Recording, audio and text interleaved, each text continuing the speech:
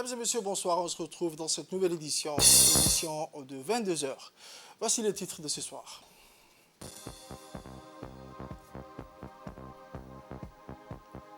Une cérémonie de clôture des travaux de la première édition du Forum des Dikil s'est tenue au Palais du Peuple. Au Soudan, plus de 3 millions de déplacés depuis le début du conflit. Les détails dans ce journal de ce soir. Le journal au complet à présent, mesdames et messieurs, la 43e session ordinaire du Conseil exécutif de l'Union africaine s'est ouverte ce jeudi 13 juillet 2023 au siège des Nations Unies à Nairobi, au Kenya. Une importante délégation djiboutienne conduite par le ministre des Affaires étrangères et de la coopération internationale et porte-parole du gouvernement, son Excellence M. Mahmoud Ali Youssouf, a pris part à cette 43e session ordinaire du Conseil exécutif. Le Conseil exécutif qui se tient au prélude de la 5e réunion de coordination des chefs d'État et de gouvernement prévue pour le 16 juillet prochain dans la capitale kenyane se penchera aujourd'hui et demain sur l'examen de plusieurs rapports, entre autres le rapport du comité des représentants permanents, la situation financière de l'Union africaine, notamment l'adoption du budget 2024 de l'organisation, ainsi que d'autres questions relatives au thème de l'année, l'accélération de la mise en œuvre de la ZLECAf ou encore l'environnement et le changement climatique.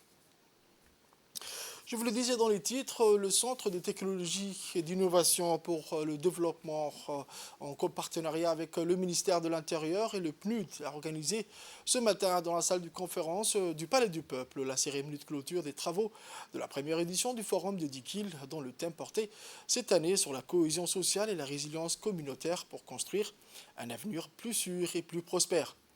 Cet événement a été entamé par l'ouverture de la lecture du Saint-Coran et l'hymne national.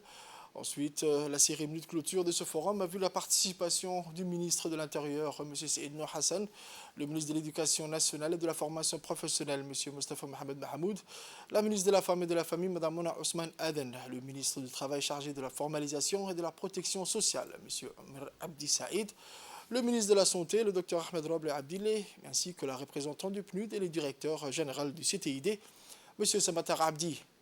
Par ailleurs, le préfet de la ville de Djibouti et les 5 préfets de la région de l'Intérieur, les responsables du ministère de l'Intérieur, les représentants de la jeunesse, dont les ambassadeurs, ainsi que de nombreuses autres personnalités de divers horizons ont également participé à cette cérémonie. Les membres du gouvernement ont procédé à la signature symbolique de la charte sur la cohésion sociale, témoignant par là l'engagement fort de la part des pouvoirs publics vis-à-vis de la question de la cohésion sociale et la résilience communautaire.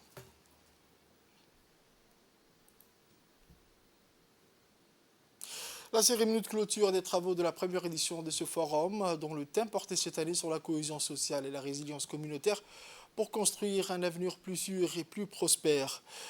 Les membres du gouvernement et les autres responsables ont remis des certificats, mais aussi des prix aux meilleurs photographes, aux meilleurs poètes et à l'équipe de théâtre.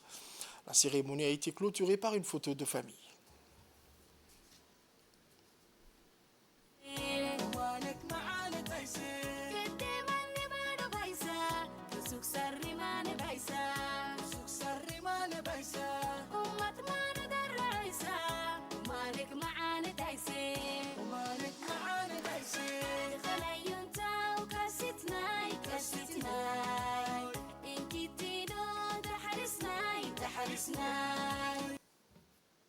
On écoute un extrait de la réaction du directeur général du CTID. Voici Samatar Abdi. Juillet 2023, dans cette journée très importante, à plus d'un titre, nous avons enfin pu signer, on va dire, la charte nationale de la cohésion sociale et de la résilience communautaire, ici au Palais du Peuple, en présence de plusieurs ministres, autorités nationales, mais pas que, la société civile, les leaders communautaires, les ambassadrices, ambassadeurs qui sont ici, sur la cohésion sociale. Tout ce beau monde ont finalement signé la charte de la cohésion sociale et de la résilience communautaire qui a abouti après 3 jours intenses de travaux issus du Forum de Dikil qui, comme vous le savez, a eu lieu du 15 au 17 juin dernier. Pendant 3 jours, je l'ai dit tantôt, tout ce beau monde ont finalement vu leur travail récompensé par cette charte que je tiens sous la main, qui, j'espère, sera mise en valeur, on va dire, à la fois par tout à chacun, les ambassadeurs, la communauté, mais également l'engagement des autorités nationales, en tout cas des ministres sous le leadership du ministère de l'Intérieur, le ministère de la Femme, de la Famille, le ministère de la Santé, le ministère de l'Éducation nationale et le ministère du Travail. Donc c'est un engagement, c'est un contrat social entre toutes ces personnes qui ont ratifié cette charte symbolique. J'espère en tout cas que tous nos travaux verront sur le terrain des actions concrètes par les communautés, pour les communautés. Parce que l'enjeu, il est là, c'est de faire en sorte que tous les, on va dire, les articles qui ont été cités dans la charte, notamment l'article sur l'éducation, la santé, l'accès à l'emploi et l'accès à la culture, seront mis en œuvre, Inch'Allah. En tout cas, nous sommes ravis ici aujourd'hui.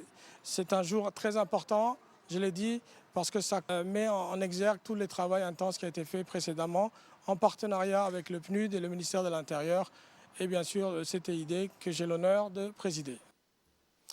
Le ministre délégué chargé de la décentralisation effectue une visite de travail au Rwanda où il a été reçu par son homologue, ministre rwandais de l'administration territoriale. L'objectif de cette mission a été de prendre connaissance du modèle de décentralisation pratiqué au Rwanda. Le ministre délégué chargé de la décentralisation s'est entretenu longuement avec son homologue rwandais, les échanges au cours desquels les deux ministres ont partagé leurs expériences respectives. Le ministre délégué chargé de la décentralisation, M. Kassim Haroun Ali, s'est aussi entretenu avec le maire de la ville de Kigali, le maire du district de Busegera, avec lequel il a beaucoup échangé sur le fonctionnement des collectivités rwandaises. Enfin, le ministre a visité les sites de projets innovants réalisés par les districts rwandaises. Suite à leur performance extraordinaire lors du championnat national et de la Coupe de Djibouti, le chef d'état-major de la gendarmerie nationale, le colonel Zakaria Hassanad, a présidé ce jeudi 13 juillet 2023 une réception à l'honneur de l'équipe féminine de handball à la grande salle de réception de l'état-major de la gendarmerie. Ont participé à cette cérémonie l'ensemble des officiers supérieurs et subalternes de la gendarmerie nationale. Dans un premier temps, le président de l'équipe, le sous-lieutenant Hamza Sayed Ahmed, est revenu sur la ténacité de l'équipe pendant les différentes compétitions auxquelles elle a participé avant de remercier le CMGN pour son soutien et son encouragement constant. Au cours de cet événement riche en couleurs, les joueuses de l'équipe ont été félicitées par le CMGN pour leur exploit et leur abnégation pour le rehaussement de l'image de marque de la gendarmerie à travers cette activité sportive particulièrement prisée par les Djiboutiens. Ensuite, le chef d'état-major de la gendarmerie a élevé au grade supérieur les gendarmes féminines, membres de l'équipe, et a octroyé des récompenses pécuniaires à l'ensemble des joueuses et staff de cette sélection. Après un petit déjeuner offert aux membres de l'équipe, la traditionnelle photo de famille a clôturé cet événement. On écoute l'intervention du président de l'équipe de handball, le sous-lieutenant Hamza. De bonheur, de satisfaction vive, intense, remplie de fierté, que je m'adresse à vous, les championnes et staff de l'équipe. Le championnat national de handball et la Coupe de Djibouti, que nous venons tout juste de remporter haut les mains, n'est pas un hasard. C'est le fruit de tant de labeur, de sueur versée durant des mois d'entraînement exigeants et réguliers. Cette victoire reflète parfaitement votre motivation, votre cohésion, votre discipline, votre esprit d'équipe et en particulier votre détermination. Cette victoire est aussi l'effort conjugué des championnes que vous êtes et de vos staffs qui ont fait un travail remarquable de tout instant durant tout le long de cette saison. En cette occasion, j'aimerais saluer les techniciens de l'équipe, les joyeux combattants, les meilleurs entraîneurs dont on puisse rêver, qui ne sont autres que M. Selim Mansour et Hamza Moumen. Certes, une saison est achevée, la suivante pointe à l'horizon. Et c'est pourquoi nous devons redoubler d'efforts pour demeurer pérennes sur notre titre de champion dans cette discipline qui n'est autre que le handball. Conserver le titre de champion est une bonne chose, mais nous devons avoir à l'esprit d'affronter le handballeuses de la Ligue arabe du continent africain et je suis persuadé que nous pouvons parvenir à nous hisser sur le podium international, avec la grâce du Tout-Puissant Allah et le soutien indéfectible du chef d'état-major de la Gendarmerie nationale. Monsieur le chef d'état-major de la Gendarmerie nationale, je voudrais, devant cette belle assemblée, vous rendre un hommage très appuyé. Vous qui avez cru en nous dès les premiers instants et qui continuez de le faire en se souciant de nos conditions et veillant à notre confort. Ancien emblème du football. Dans son allocution, le colonel Zakaria Hassan Aden a exhorté les champions à toujours continuer sur cette voie et les a promis son soutien permanent. En tout cas, merci beaucoup pour ce que vous avez fait. Vous avez remporté 2 titres de champion.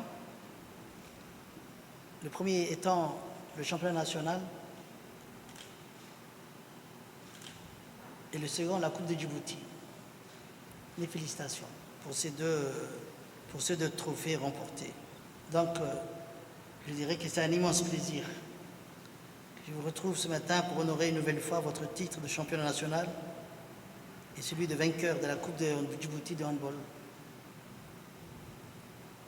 Aujourd'hui, plus qu'hier, vous faites honneur à la Gendarmerie nationale en parvenant à hisser de nouveau son nom au sommet des compétitions nationales. Vous êtes à nouveau impliqué énormément et méritez ce sacre qui vient couronner tous vos efforts de la saison. Le doublé que vous venez de réaliser, le championnat national et la Coupe de Djibouti, relève d'un exploit et montre combien votre détermination mérite le respect de chacun de nous. Votre esprit d'équipe et de votre implacable détermination ont encore payé. En ma qualité de chef d'état-major de la gendarmerie, je puis vous assurer que vous avez ma pleine confiance et mon soutien le plus total. Au lieu de saluer ici les efforts conjugués par chacun de vous durant la saison qui vient de s'achever, je vous félicite toutes très vivement et vous remercie pour ce nouveau trophée qui contribue au rayonnement de notre belle institution. Je vous demande, bien sûr, de demeurer champion. Poursuivez votre rêve et continuez à vous nous procurer chaque année cette immense fierté d'appartenir à cette noble institution. Vive l'équipe féminine de handball, vive la Gendarmerie nationale. Merci de votre attention. Merci. C'est dans le cadre de la coopération française que les sapeurs-pompiers français ont dispensé une formation de 2 semaines à 15 stagiaires des sapeurs-pompiers djiboutiens. Cet événement s'est déroulé au quartier général de la protection civile. La formation était principalement axée sur les secours routiers, le chef d'agri secours routier. Cette formation était particulièrement opportune car notre pays est actuellement en été, une période propice aux accidents. Le commandant de la protection civile entretient une relation de longue date avec les sapeurs-pompiers français, ce qui se traduit par des formations régulières avec la protection civile de Djibouti. Une cérémonie vivante et animée s'est clôturée par la remise traditionnelle des diplômes aux stagiaires sapeurs-pompiers. Le colonel Mahmoud Moussa Mahmoud a également offert un cadeau aux formateurs.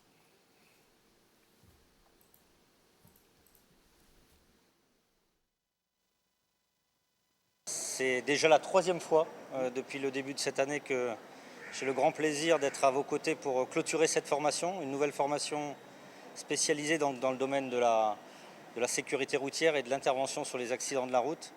Et je voudrais tout d'abord féliciter chaleureusement les 15 stagiaires qui ont brillamment réussi cette formation. Les instructeurs m'ont dit tout à l'heure que vous avez fait part d'un réel dynamisme et c'est ce qu'on attend évidemment de sapeurs-pompiers de la protection civile. Donc je vous félicite toutes et tous. Bravo pour ce très bon travail. Je voudrais chaleureusement remercier nos 2 experts qui sont venus effectivement de France, des Alpes-Maritimes et du Doubs et qui vont apporter leur expertise au travers de cette formation. Merci messieurs, c'est un vrai plaisir de vous accueillir et on continuera évidemment ce type de formation. Je remercie moi aussi à chaque fois parce que, je le sais, mon cher Mahmoud, il fait un travail formidable à tes côtés, mon coopérant, le lieutenant de vaisseau Chanoni, du bataillon des marins-pompiers de Marseille, et qui, encore une fois, à tes côtés, avec notre soutien, continue à faire grandir cette protection civile et à vous apporter les meilleures qualifications. Tout ça pour le service évidemment de la population djiboutienne. Le colonel Mahmoud Moussa Mahmoud a pour sa part exprimé sa gratitude envers les formateurs sapeurs-pompiers français et a félicité ainsi les stagiaires pour leur assiduité et leur dévouement tout au long de cette formation de 2 semaines. Je crois que nous entamons un cycle pour cette année qui s'est repris aussi à la rentrée au mois de septembre pour relancer toujours le cycle de formation pérenne en collaboration avec la coopération française. Cette formation a été dispensée par le lieutenant Frédéric Garcia du S10 des Alpes-Maritimes ainsi que le sergent-chef Michael Thibault de la région du Doubs à Besançon. Le lieutenant est de la ville de Nice. Encore une fois, merci mon lieutenant pour la formation que vous avez prodiguée à nos sapeurs-pompiers, nos jeunes recrues. Mes félicitations à vous tous ici présents à ce jour pour avoir tous réussi la formation et être diplômés chef d'agrégé routier. Comme je le dis à chaque fois, c'est un acquis que vous avez bénéficié. En islam, on dit que est égoïste uniquement que celui qui a un savoir et qui ne le transmet pas. Donc, dans vos casernes, à vos retours, à compter de ce jour, dispensez, instruisez les jeunes qui sont de votre formation et de votre niveau pour le savoir que vous avez acquis, ainsi à vous et ainsi qu'aux autres qui ont été avant vous. Pérennisez la formation que vous avez acquis.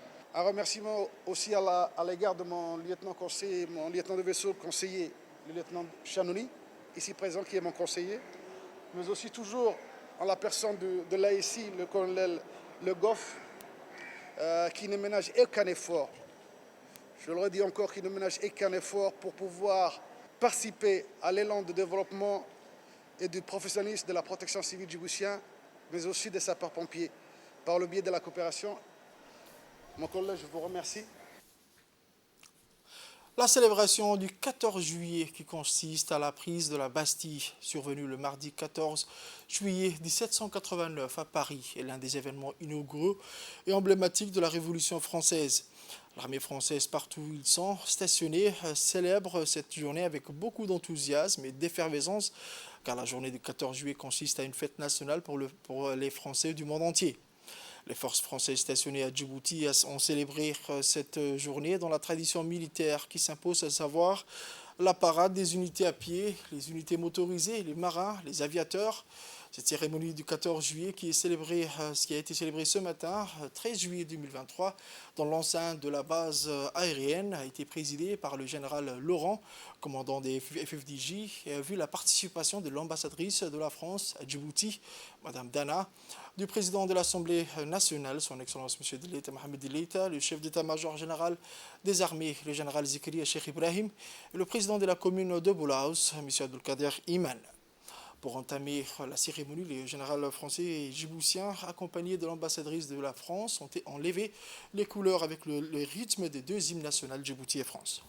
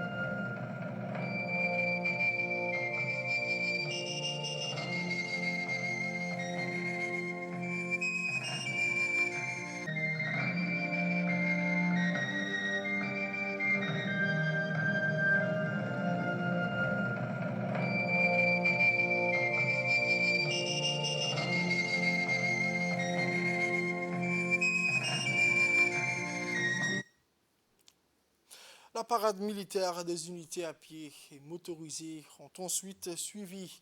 Les forces françaises stationnées à Djibouti ont entamé ces parades des unités à pied, la 5e Riom, ensuite la Marine nationale, les aviateurs et les pompiers ont chacun son tour fait une parade militaire devant le public en l'occasion de la célébration du 14 juillet de la République française.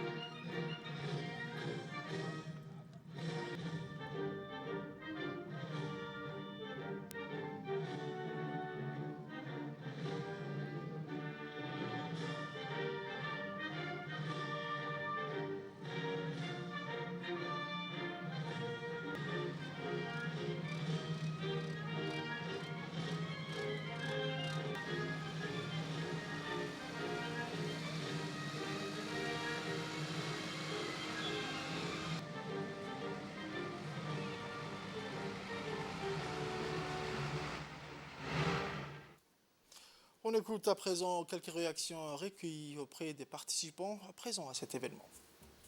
Premier défilé en vrai, donc du coup c'est très émouvant. J'étais heureuse de voir tout ce monde militaire que je côtoie vraiment pour la première fois.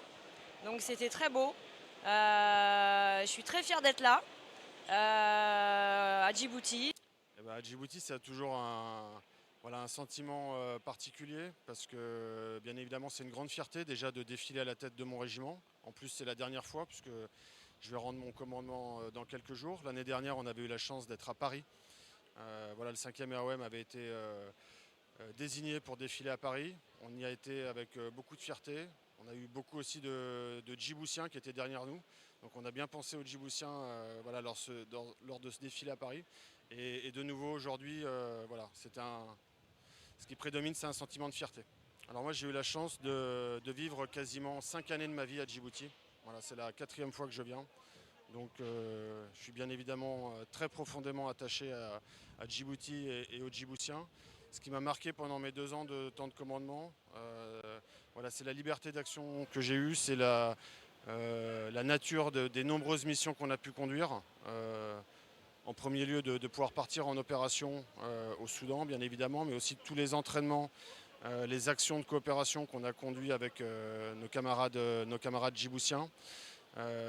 C'est aussi tout l'appui à la population qu'on a pu apporter avec cette connaissance du territoire djiboutien en liaison avec les autorités djiboutiennes. On a pu aller à Dikil, on a pu aller à Lissabié, on a pu aller à Tadjoura, on a pu aller encore à Obok dernièrement. On a été à Olol, et une des missions du régiment, c'est aussi d'apporter notre appui et notre expertise dans certains domaines en appui des autorités ou lorsqu'il y a un besoin particulier.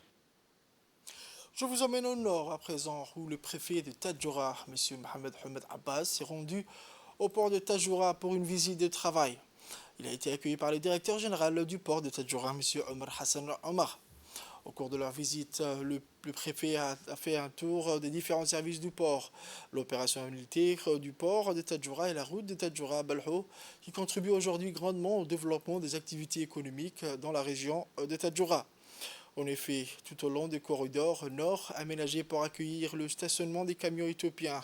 Cette visibilité des actions entreprises par la jeunesse témoigne bien sûr l'émergence de cet esprit d'entrepreneuriat soucieuse de profiter de cette opportunité. C'est des initiatives nobles et prometteuses qui méritent d'être appuyées et encouragées par les autorités locales de la région. Après la visite, le préfet Mohamed Abbas a tenu une réunion avec le directeur général du port de Tadjoura qui a fait une présentation sur les performances des activités.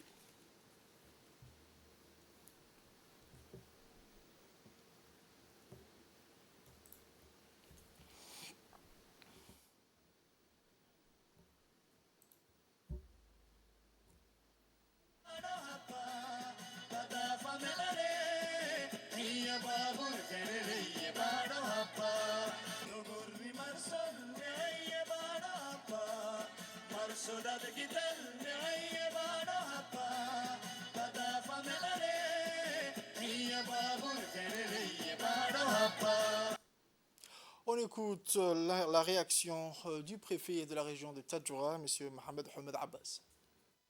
D'aujourd'hui était consacré à la visite du port. Comme nous en savons, la ville de Djibouti étant les berceaux de commerce ou autres trafics, elle a été dédiée en ce sens à un port digne.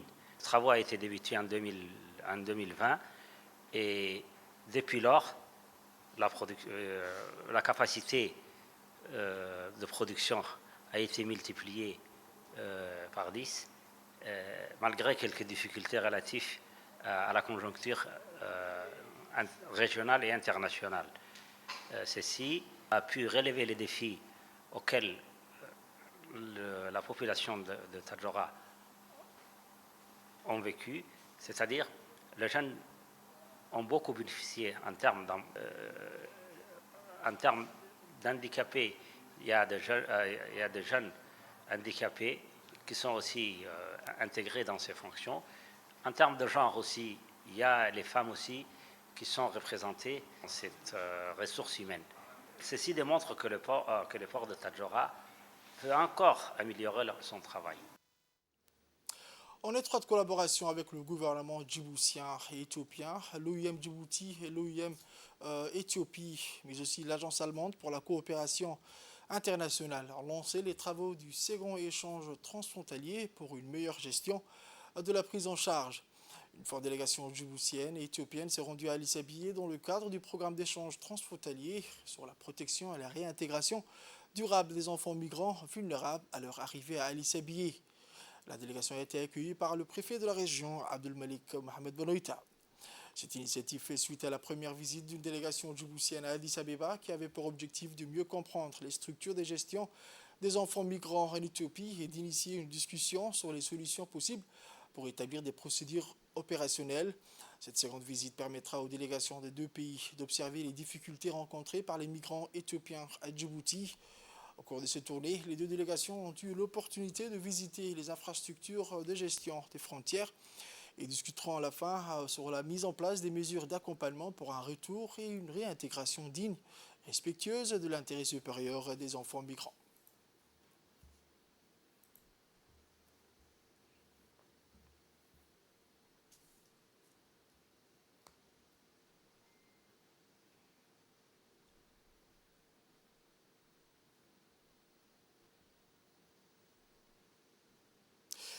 Toujours à Addis Abeba, où la Fédération djiboutienne de tennis de table a clôturé dans la région Assedjoug un vaste programme de développement de tennis de table. La cérémonie de clôture a vu la présence des autorités de la région, le préfet Abdelmalik, le président du conseil régional, M. Charmarke, le directeur régional du secrétariat d'État chargé au sport, le député Abdiré Rebouh, l'entraîneur cubain des athlètes et des nombreux autres Assedjoug. Notons également la présence du ministre de l'Intérieur qui est actuellement en visite à Addis Abeba.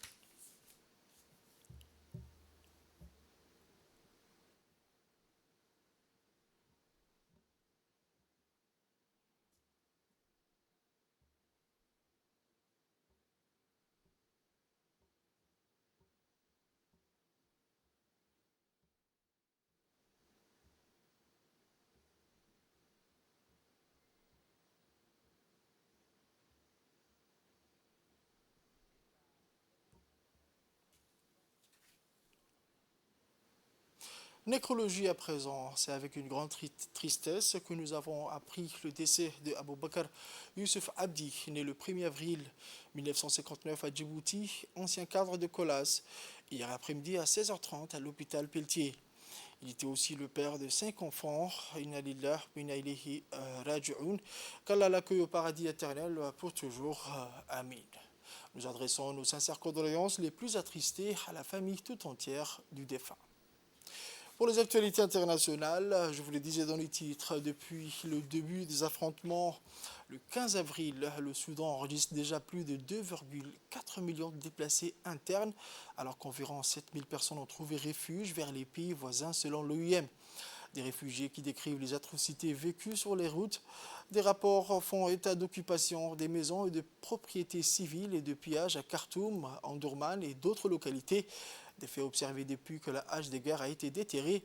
Plus de 72% des personnes déplacées étaient originaires de Khartoum et environ 9% de la province de Darfour occidental, deux endroits où les affrontements se sont concentrés selon l'Organisation internationale pour les migrations. C'est la fin de ce journal de 22h, mesdames et messieurs. Merci à vous de l'avoir suivi et restez avec nous pour la suite du programme sur Télé Djibouti.